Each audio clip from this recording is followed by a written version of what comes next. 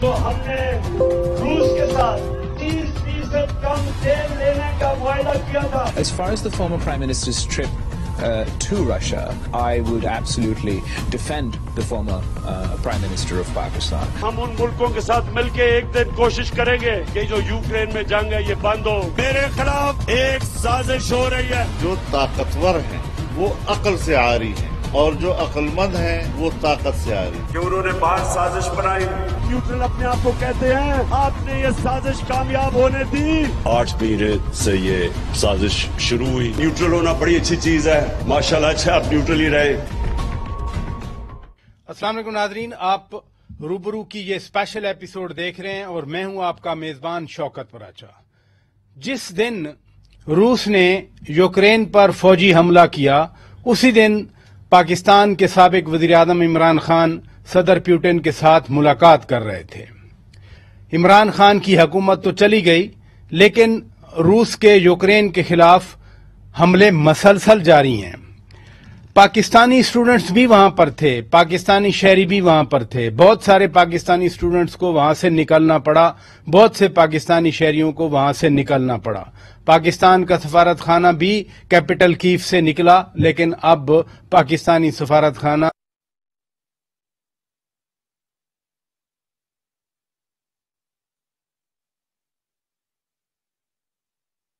عمران خان کے دورہ روس کی وجہ سے اہمیت کی حامل نہیں ہے، بلکہ اس کے اور بھی اثرات ہیں. مثلا روس اور یوکرین سے برآمد ہونے والی گندم اب نہیں آ رہی دنیا میں اور اس وجہ سے غذائی قلت کا خطرہ بھی ہے اور بحران بھی ہے اور پاکستان پر تو اس کے براہ راست اثرات بھی مرتب ہو رہے ہیں. ہم ان تمام موضوعات پر بات کریں گے اور آج میں گزارش کر رہا ہوں کہ خصوصی ایپیسوڈ ہے تو آج ہمارے روبرو ہیں پاکستان میں تعینات یوکرین کے ambassador his excellency Markiyan Chuchuk. Excellency thank you very much. بہت شکریہ، آپ نے وقت نکالا اور آپ ہمارے اسٹوڈیو میں تشریف لے آئے. ایکسیلنسی 28 جولائی آپ کا قومی دن گزرا اور ہم آپ کے اس انٹرویو کو آپ کے قومی دن کو ڈیڈیکیٹ کرتے ہیں. یوکرین میں جنگ ہو رہی ہے اور وہاں روسی حملے بھی ہو رہے ہیں، لوگ مر رہے ہیں اور یہ المیہ جاری ہے. اب یوکرین میں کیا صورتحال ہے؟ And this is the tragedy going on. What is the situation there? Good morning, Assalamu alaikum. First of all, I would like to express my gratitude for inviting me here. سب سے پہلے میں یہاں آنے کی دعوت دینے پر آپ کا شکریہ ادا کروں گا. میں روس اور یوکرائن کی جنگ کو موضوع گفتگو بنانے کو اہم سمجھتا ہوں، جبکہ کچھ پاکستانی اس کو بہت اچھے انداز میں نہیں سمجھتے. جو کچھ یوکرائن میں ہو رہا ہے یہاں پاکستان میں یوکرائن کے لوگوں کے لیے میں ہمدردی محسوس کر سکتا ہوں. حالانکہ میں سمجھتا ہوں کہ کچھ پاکستانی یوکرائن جنگ کو سمجھنے سے قاصر ہیں، تو میں اس معلومات کو دینے کی کوشش کرتا ہوں. میں کچھ تاریخی حوالوں سے شروع کروں گا. 1991 میں سوویت یونین کی علیحدگی کے بعد روس اور یوکرائن کے تعلقات نشیب و فراز کے باوجود اخلاقی طور پر مستحکم تھے.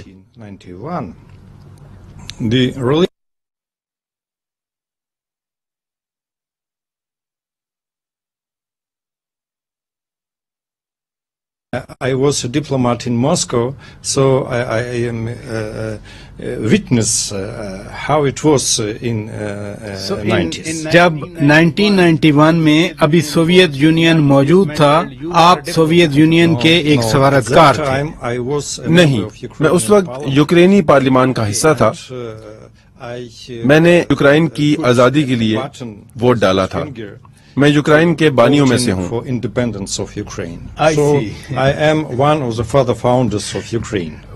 پھر تو میں یہ کہہ سکتا ہوں آپ یوکرینی آزادی کے سپاہی ہیں. جی یوکرائنی آزادی کا سپاہی، درست کہا آپ نے. لیکن 1994 میں سفیر بن گیا اور میری پہلی تعیناتی روس میں موجود یوکرائنی سفارت خانے میں تھی.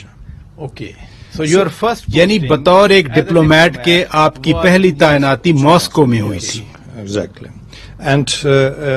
جی ہاں، اور 1994 میں روس یعنی ڈوما رشین پارلیمنٹ نے کریمیا اور سیواسٹوپول کے حوالے سے قرارداد منظور کی. یہ منشور کی روشنی میں روس کی طرف سے یوکرائن سے پہلا علاقائی تقاضا تھا. It was a first manifestation of Russian territorial claim to Ukraine. So تاریخ موجود رہی ہے کہ یہ یوکرین کا حصہ تھے، لیکن روس نے پہلی مرتبہ 1994 میں ان علاقوں کے حوالے سے تقاضا کر دیا تھا. okay. It was resolution of Russian State Duma. It's 3 years after dissolution. یہ روس کی قرارداد تھی جو کہ سوویت یونین کے خاتمے کے 3 سال بعد پیش کی گئی، اور 1997 میں روس اور یوکرائن نے دوستی، شراکت داری اور تعاون کا ایک بنیادی سا معاہدہ بھی کیا تھا. Partnership and cooperation. And Article 2 of اس معاہدے کا آرٹیکل 2 دونوں ممالک کے خود مختاری اور علاقائی سالمیت کے حقوق کی وضاحت کرتا ہے. sovereignty and territorial integrity of each other. It was very important.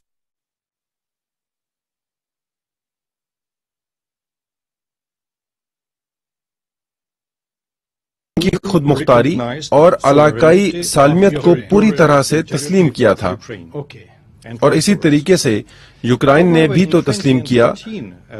تاہم 2014 میں روس نے کریمیا پر قبضہ کر کے بین الاقوامی معاہدے کی خلاف ورزی کی. اور سیواسٹوپول بھی. جی بشمول سیواسٹوپول اور مشرقی یوکرائن میں تنازعات کو بھڑکا کر یہ خلاف ورزی کی گئی. یہ ایک ہائبرڈ وار تھی کیونکہ روس کا یہ حملہ مختلف انداز میں کیا گیا. Hybrid war, as we say, because it were conducted by Russia in different manners, in different ways. Ukraine کے اندر including inside جی Ukraine, of course. یوکرائن کے اندر بھی روسی دستوں نے یوکرائن پر چڑھائی کی، کریمیا پر چڑھائی کی، اور انہوں نے مغربی یوکرائن پر چڑھائی کی، اور یوکرائن کے خلاف یہ ایک ہائبرڈ وار تھی. 8 سال کی جنگ کا نتیجہ یہ نکلا کہ 17,000 لوگ مارے گئے. Of people were killed.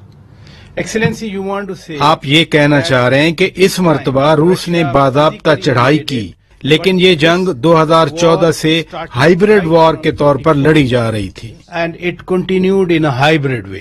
Yes. Okay. Definitely. At the same time, as you know, on the 24th جی بالکل. Russia ساتھ ساتھ آپ کے علم میں ہے کہ 24 فروری کو روس نے اگلے مرحلے کے طور پر بلا اشتعال حملے اور چڑھائی شروع کر دی تھی، اور یہ یورپ پر دوسری جنگ عظیم کے بعد دوسری سب سے بڑی فوجی کارروائی تھی. ابتدائی طور پر روس نے چند دنوں میں مکمل علاقے پر قبضہ کرنے کا پلان کیا تھا، لیکن یوکرائن کی مضبوط جوابی کارروائی کی وجہ سے روس کا اسٹریٹجک پلان ناکام ہو گیا. 5 ماہ کی جنگ کے بعد روس نے بشمول کریمیا 20% علاقے پر قبضہ کیا. about 20% of Ukrainian territories. However, the price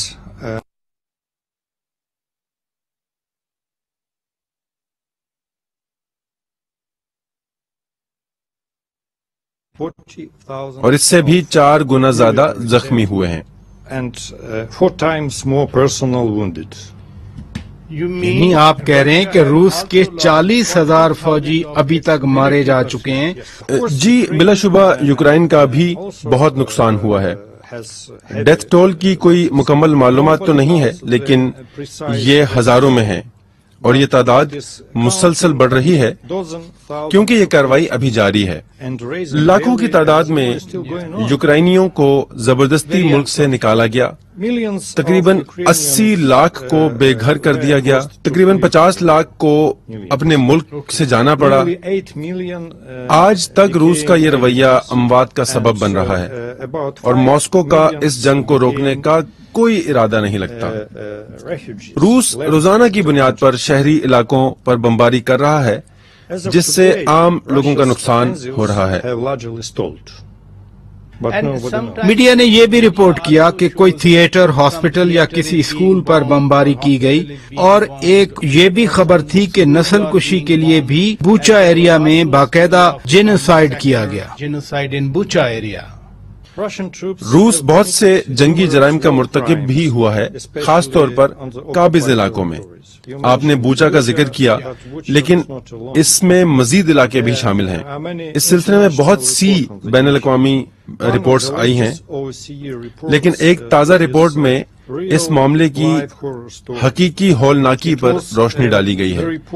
इस रिपोर्ट में अजियत देने के हवाले से, आम शहरियों के कत्ल गारत के हवाले से, गैर कानूनी असीरी के हवाले से, जबरी गुमशुदगी के हवाले से, आम शहरियों को उनके घरों, उनके गली मोहल्लों में, उनके टेरिस में उनको निशाना बनाए जाने के हवाले से, बूबी ट्रैप के हवाले से,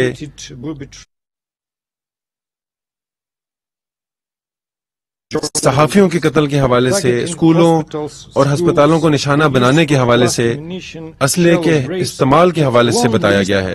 ये जराइम की एक लंबी फहरिस्त है जिनका रूस काबिज इलाकों में मुर्तकिब हो रहा है। ये यूक्रेन के बहुत से लोगों की रोजाना की हकीकी कहानी है। बिलाशुबा पाकिस्तान में भी एंड आपने भी देखा होगा कि पाकिस्तान का प्रिंट मीडिया लिखता रहा है, इलेक्ट्रॉनिक मीडिया यूक्रेन और इस जंग के हवाले से खास तौर पर बताता रहा है। मैं खुद बहुत सारे बुलेटिन में यूक्रेन के हवाले से इस तरह की अनफॉर्चुनेट खबरें देखता रहा हूं। Yes, that's true, and ये दुरुस्त है। मुझे उम्मीद है कि इस वजह से यूक्रेन के हवाले से सियासी नजरिया तब्दील होगा। maybe it would lead to some changes in political stance of Pakistan towards this. I will talk about it, Excellency. मैं आपसे सियासी तौर पर और बैनुल-अक़वामी रद्द-ए-अमल के हवाले से आपसे बात करता हूँ। लेकिन नाज़रीन, यहाँ ब्रेक लेते हैं। ब्रेक के बाद जब वापस आएंगे अपनी गुफ्तगू को आगे बढ़ाएंगे। वेलकम बैक नाज़रीन, रूबरू प्रोग्राम की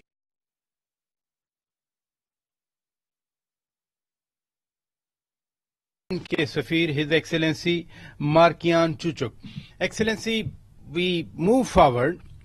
रूस का मौक़िफ़ है कि जब से यूक्रेन नेटो का रुकन बनने की कोशिश कर रहा है, इस पर सिक्योरिटी के हवाले से, यानी रूसी सिक्योरिटी के हवाले से सीरियस कंसर्न्स हैं। रूस नहीं चाहता कि यूक्रेन को नेटो में शामिल होना चाहिए और इस वजह से जंग जारी है। क्या यही मामला है? Is that the case? Thank you for your question. Actually, there are two main Russian propaganda. इस सवाल के लिए शुक्रिया। रूस के दो बड़े दावे हैं जिस पर वो प्रोपेगेंडा कर रहा है, जिसको वो इस जंग को शुरू करने के हवाले से जवाज बनाता है। इनमें से पहला यह है कि रूस ने यूक्रेन को इसलिए निशाना बनाया कि मुबैना तौर पर यूक्रेन में कौमी हुकूमत न बने और वो रूसी बोलने वाले लोगों का तहफ़्फ़ुज़ चाहते हैं। ये गलत है और यही प्रोपेगेंडा रूस इस्तेमाल कर रहा है। दूसरा जवाब यह है कि रूस यूक्रेन को रूसी सरहदात के करीब नेटो के अड्डे बनाने से रोकना चाहता है, जो कि मुबैना तौर पर रूस के तहफ़्फ़ुज़ के लिए खतरा हो सकते हैं। आप भी इसी का तज़किरा कर रहे हैं क्योंकि ये रूस का आम प्रोपेगेंडा है, लेकिन दोनों ही बयान खुले झूठ हैं। मैं आपको बताता हूं कि क्यों झूठ हैं। हम कभी भी यूक्रेन में बसने वाले रूसियों के लिए कभी भी खतरा नहीं रहे। Never been any threat to Russians or Russian-speaking population in Ukraine. Donbas और दीगर इलाकों में? No, never ever any threat. Before Russian invasion, none of Russian-speaking population or Russian कभी भी खतरा नहीं रहे। हमले से पहले किसी भी रूसी कौमियत के लोगों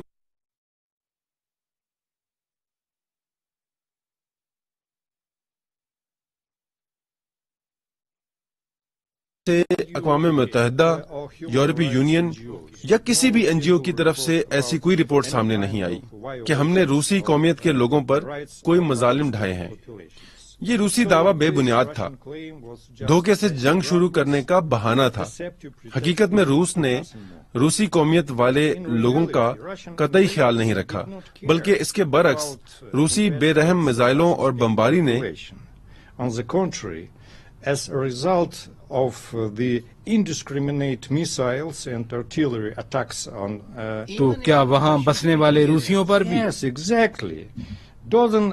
جی بالکل، ہزاروں روسی بولنے والے بھی مارے گئے ہیں۔ 2 کروڑ لوگ، جن میں سے زیادہ تعداد روسی لوگوں کی تھی، ان کو اس علاقے سے جانا پڑا یا وہ مہاجرین بن گئے۔ this region and became refugees. How much? 20 million. 2 crore یوکرینی لوگ جن میں روسی بھی تھے، کیا سب کو جانا پڑا؟ Speaking, they had to flee from that area. No, some of them. نہیں، ان میں سے کچھ روسی تھے، ہم ان کا شمار نہیں کر سکتے۔ Okay, okay. Many So of them. overall, It's overall, difficult یعنی to count. مجموعی طور پر جو ریفیوجیز ہیں وہ 2 کروڑ ہیں۔ 20 million. Refugees and IDPs. Yeah. IDPs. مہاجرین اور جو اپنے ہی ملک میں دوسری جگہ چلے گئے، 50 لاکھ لوگوں نے یوکرائن چھوڑا ہے۔ ان میں سے زیادہ لوگ روسی تھے۔ تھوڑی سی بات نیٹو اور روس کے سیکیورٹی تحفظات کے حوالے سے کر لیتے ہیں۔ Yeah, yeah. That G is G, very, یہ کافی اہم very ہے۔ important. But first of all, I would like to make some historical references again, and let us look back. سب سے پہلے at کچھ 20 تاریخی حوالوں کے ساتھ آپ کو 2010 کے حوالے سے بتاتا ہوں۔ that is روس کے کریمیا پر قبضے سے 4 سال پہلے Crimea. 2010 میں یوکرائن نے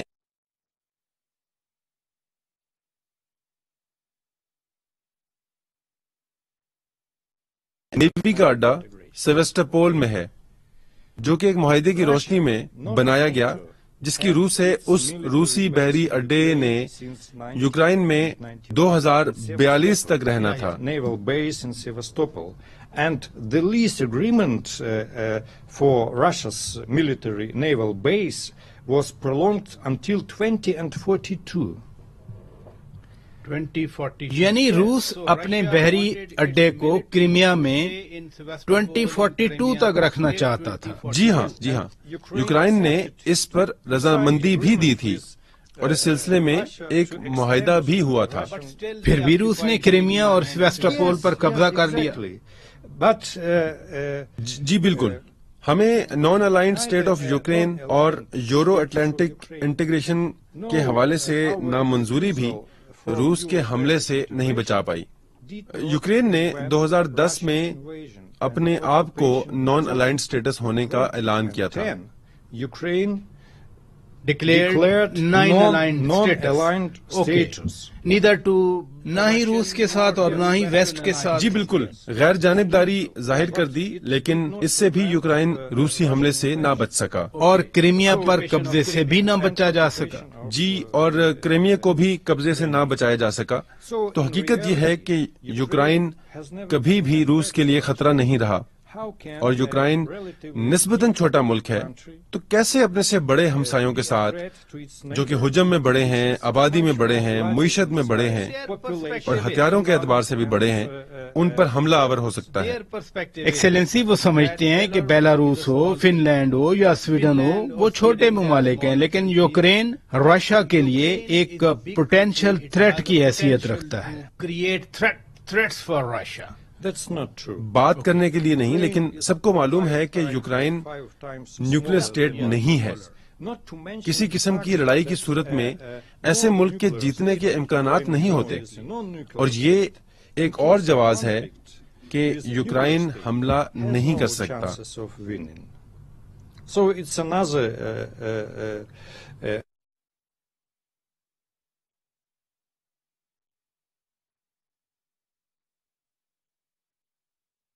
آ جائے گا، اور یہ روس کے سیکیورٹی تحفظات میں سے سب سے اہم ہے، جو کم از کم میں سمجھ سکا ہوں۔ Ukraine in 2010 2010 میں یوکرائن نے نیٹو کا رکن بننے سے انکار کر دیا تھا۔ لیکن یوکرائن اس بات کے بعد بھی روس کے حملے سے نہیں بچ سکا. تو روس جب بھی نیٹو کی بات کرتا ہے یہ جنگ کے لیے ہیلا بہانہ کرنے کے مترادف ہے. تو بات یہ ہے کہ یوکرین اس ساری صورتحال کا سامنا کر رہا ہے، جنگ اور اس کے نتیجے میں ہونے والی تکالیف کا سامنا کر رہا ہے، بہت سے نقصانات بھی برداشت کر رہا ہے، جیسا کہ انسان مر رہے ہیں، اس کے ساتھ ساتھ انفراسٹرکچر کو نقصان پہنچا. تو اس سب کا بین الاقوامی طور پر کیا رد عمل آیا؟ نیٹو ممالک، امریکہ یا یورپین یونین کا کیا رد عمل آیا؟ Yes, that's another big block of questions, and I would like to یہ کافی سارے سوالات ہیں جن کا میں تفصیلاً جواب دینا چاہوں گا. بین الاقوامی کمیونٹی روس کے حملے کے بعد رد عمل دینے کے حوالے سے 100% متحد نہیں تھی. آپ نے امریکہ کا، برطانیہ کا، یورپی یونین کا اور دیگر ممالک کا رد عمل دیکھا ہوگا، لیکن ساتھ ساتھ آپ نے برکس ممالک کا رد عمل بھی دیکھا ہوگا جو کہ ایک جیسا نہیں تھا. لیکن نسبتاً برکس ممالک کا رد عمل تھوڑا مبہم تھا. انہوں نے بین الاقوامی پابندی کا اظہار تو کیا، لیکن یہ ذکر نہیں کیا کہ یہ خلاف ورزی روس کی طرف سے تھی. برکس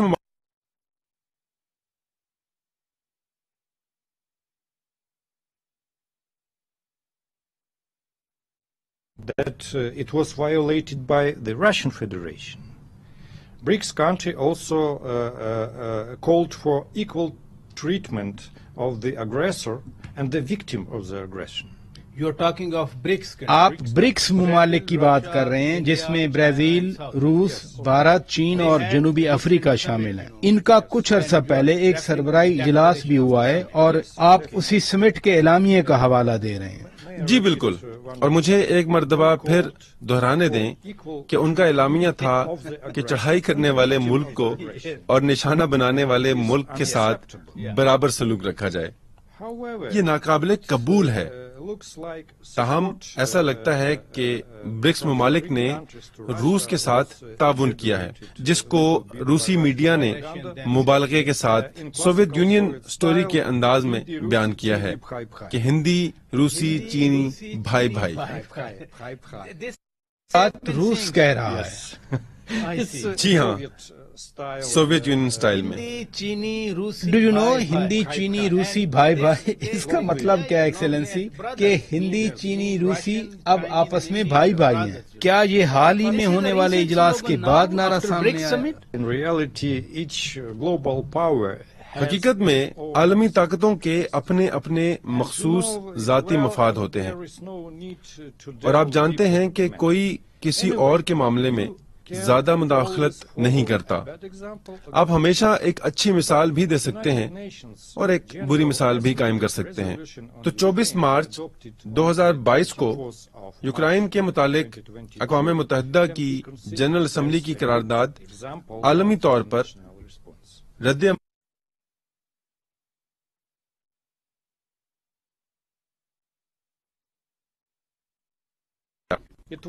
یہ 140 ممالک کا جاری جنگ کے خلاف ایک قابل قدر رویہ تھا. یہ ذکر کرنا اس لیے ضروری ہے کہ یہ ایک دو ممالک کی بات نہیں بلکہ 140 ممالک کی بات ہو رہی ہے. یہ انکل سیم کی طرف سے نیٹو کو سپورٹ کرنے کی بات نہیں ہے بلکہ یہ انسانی زندگیوں کے حوالے سے اور حقیقی امن کی کوششوں کے عزم کی بات ہے. Excellency you talk of. آپ نے انکل سیم کی بات کی، یعنی امریکہ کی بات کر رہے ہیں، لیکن 2-3 روز پہلے high mobility artillery rocket system HIMARS Ukraine کو دیے گئے اور ساتھ ساتھ فینکس ڈرون بھی دیے گئے. اور اگر میں آپ کے سامنے ان کا موقف بیان کروں تو وہ یہ ہے کہ امریکہ نے $8-9 بلین دیے ہیں تاکہ یوکرین لڑ کر آزادی قائم رکھ سکے. کیا یہ درست ہے اور یہ آپ کے لیے کتنا مددگار ہے؟ بلا شبہ یہ بہت مددگار ہے. ہماری مدد دنیا کے بہت سے ممالک کی طرف سے کی جا رہی ہے.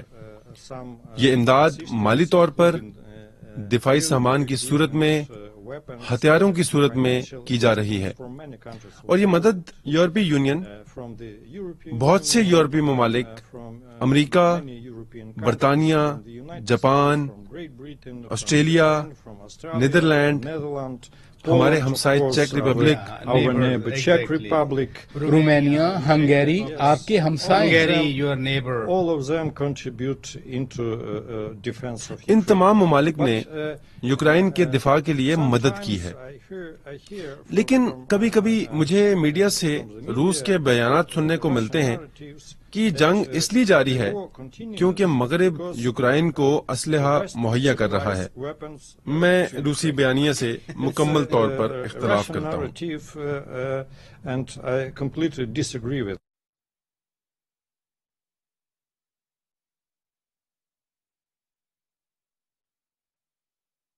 کیا یہ بھی یوکرین کے لیے، یوکرینی لوگوں کے لیے آزادی کو برقرار رکھنے کے لیے مددگار ثابت ہوگا فار دیئر انڈیپینڈنس؟ جی بالکل،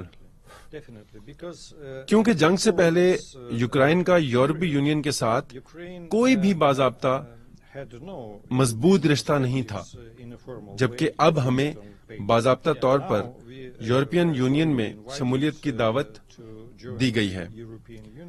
اب یہ یوکرائن اور اس کی عوام کو اپنے دفاع کے لیے حوصلہ دیتا ہے۔ آپ یہاں پاکستان میں موجود ہیں اور پاکستان میں اپنے ملک کی آپ نمائندگی کر رہے ہیں، اور آپ یہ بھی فرما رہے ہیں کہ پاکستان کی سیاسی صورتحال غیر یقینی سی ہے۔ ہم یوکرین میں موجود پاکستانی طلبہ کے بارے میں بات کریں گے، شہریوں کے بارے میں بات کریں گے، پاکستانی اسٹوڈنٹس اوور دیئر۔ ناظرین، یہاں بریک لیتے ہیں، بریک کے بعد جب واپس آئیں گے اپنی گفتگو کو آگے بڑھائیں گے۔ Stay with us. Welcome back ناظرین، خصوصی ایپیسوڈ آپ روبرو کی دیکھ رہے ہیں کیونکہ پاکستان میں تعینات یوکرین کے سفیر ہز ایکسلنسی مارکیان چوچک ہمارے ساتھ موجود ہیں۔ Excellency, earlier in your comments ہم آپ سے پہلے بات کر رہے تھے کہ جب آپ نے یوکرین کی جنگ کی بات کی، جنگ کے محرکات کے حوالے سے بات کرتے ہوئے آپ نے کہا کہ یہ پاکستان کا موقف ہے، اس سے آپ کی کیا مراد ہے؟ What exactly you mean about the political stance of Pakistan? Political stance of Pakistan is neutral. Okay.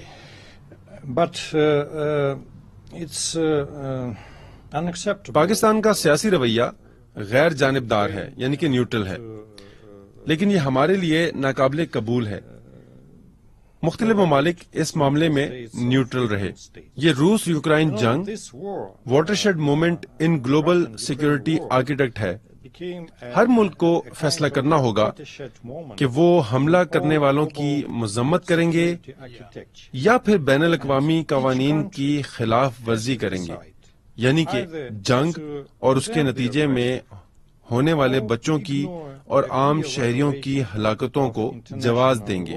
Ukraine میں 315 بچے مر چکے ہیں۔ And mass killing of civilians and children.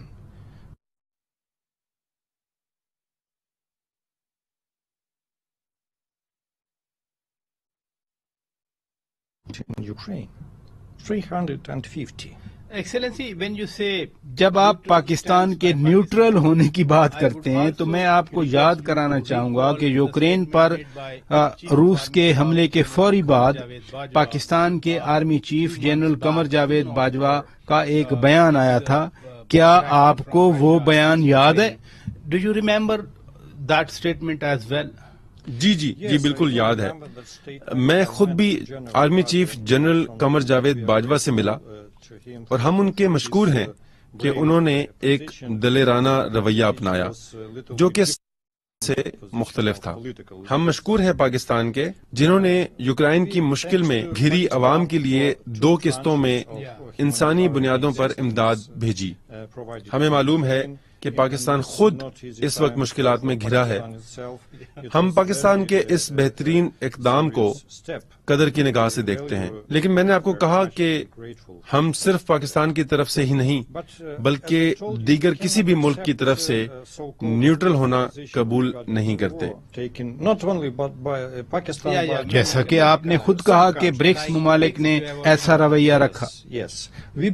جی ہاں، ہم سمجھتے ہیں کہ یہ روس کو جنگ کی طرف بڑھنے کے لیے حوصلہ دینے کے مترادف ہے. یہ تنازع کو مزید ہوا دینے جیسا ہے. ہمیں امید ہے کہ پاکستان کبھی نہ کبھی جنگ مخالف اتحاد میں شمولیت اختیار کرے گا. جن 140 ممالک کا میں نے پہلے بھی حوالہ دیا جو روسی رویے کی مذمت کر سکے اور جو روس کو یوکرائن سے نکل جانے کے لیے کہہ سکے.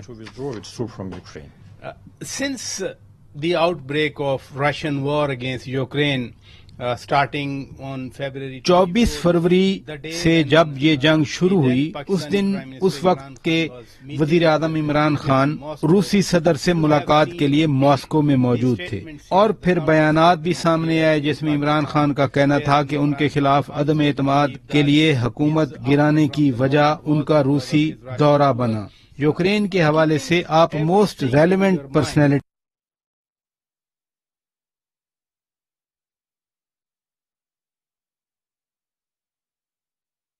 تو ضرور سوچتے ہوں گے. on the TV screen. What do you think about all this outfall on Pakistani system as well?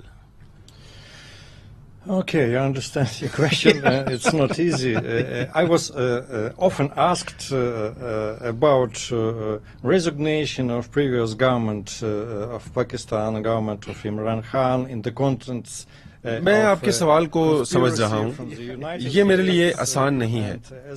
مجھ سے عمران خان کی حکومت کے خاتمے کے حوالے سے سوال پوچھا جاتا رہا ہے اور امریکہ کی مبینہ سازش کے حوالے سے بھی پوچھا جاتا رہا ہے. لیکن آپ سمجھتے ہیں کہ ایک سفارتکار ہونے کے ناطے میں اس بارے میں کوئی تبصرہ کرنے سے گریز کروں گا کیونکہ یہ اندرونی معاملہ ہے. لیکن اگر میں کھل کر بات کروں تو مجھے اس میں کسی قسم کی سازش نظر نہیں آتی. جیسا کہ پاکستان میں سیاسی مسئلہ ایک بڑا مسئلہ ہے اور اس تناظر میں یا اس سیاسی صورتحال کو سامنے رکھتے ہوئے یوکرائن ایک چھوٹا مسئلہ ہے. یوکرائنی قیادت نے بین الاقوامی دنیا کو اس جنگی صورتحال میں مدد کرنے کے لیے اور اس جنگ کو روکنے کے لیے پکارا ہے اور عالمی طاقتوں کے ساتھ دوبارہ سے تعلق استوار کر رہی ہے جن میں پاکستان بھی شامل ہے. اور آپ کو یاد ہوگا کہ جنگ شروع ہونے کے کچھ روز بعد 27 فروری کو یوکرائن کے وزیر خارجہ نے اس وقت کے وزیر خارجہ شاہ محمود قریشی سے ٹیلی فونک رابطہ بھی کیا. ایک ماہ بعد 20 مارچ کو یوکرائن کے صدر نے پاکستان کے اس وقت کے وزیر اعظم عمران خان سے ٹیلی فونک رابطہ کیا تھا. اور آپ سمجھتے ہیں کہ ہم ان کے درمیان ہونے والی گفتگو کو سامنے نہیں لا سکتے لیکن پاکستانی قیادت کو یوکرائن کے حالات کا علم ہے جو کہ روس کی جانب سے مسلط جنگ کے بعد بنی ہے. اب یہ پاکستان پر ہے کہ وہ اس پر اپنا کیا رد عمل دیتے ہیں اور روس کی جنگ کے حوالے سے ہماری توقعات پر پورا کیسے اترتے ہیں. لیکن ہمیں یہ پتہ ہونا چاہیے کہ پاکستان ایک بڑا ایٹمی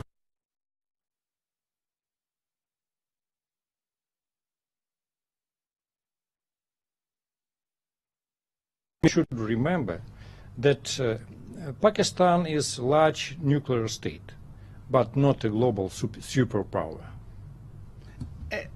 We are talking about response from United States, European Union, Pakistan. ہم عالمی رد عمل کی بات کر رہے ہیں. صدر پیوٹن حال ہی میں تہران میں ایرانی صدر اور ترکی کے صدر سے ملے. کیا یہ بھی کسی قسم کا ساتھ دیا جا رہا ہے ان دونوں ممالک کی طرف سے؟ کیا آپ سمجھتے ہیں کہ یہ بھی صدر پیوٹن کی حمایت کرنے کے مترادف action? Do you think this is also boosting morale of President Putin?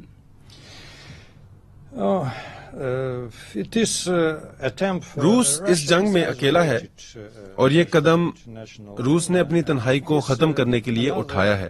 آپ دیکھیں کہ صدر پوٹن کے دوست کون ہیں؟ شمالی کوریا، کیوبا اور دیگر چھوٹے ممالک، جبکہ 140 ممالک نے اقوام متحدہ کی جنرل اسمبلی کی قرارداد میں شرکت کی ہے. اور یہی بین الاقوامی رد عمل کی بنیاد ہے. 140 countries, as I mentioned, adopted resolution of the United Nations General Assembly. That's the basis for international response. There has been there has been great fears of Ukraine اور روس کی گندم کی ترسیل نہ ہونے کی وجہ سے خوراک کی کمی کا سنگین خطرہ پیدا ہوا ہے، لیکن ہم نے یہ بھی دیکھا کہ حال ہی میں یوکرین سے گندم کی ترسیل کے لیے ایک معاہدہ ہوا.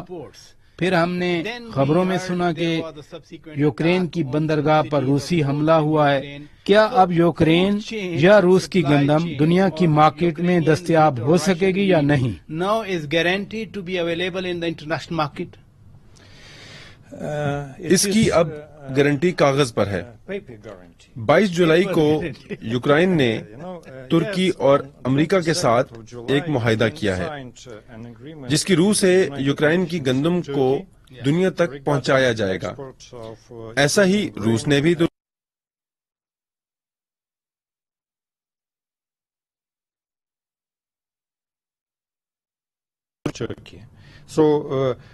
Ukraine and Russia has not signed any documents. تو آپ یہ کہہ رہے ہیں کہ روس اور یوکرین نے آپس میں کوئی معاہدہ نہیں کیا لیکن ایک ہی کاغذ پر دستخط کیے؟ نہیں، ایک ہی طرح کا کاغذ لیکن علیحدہ علیحدہ.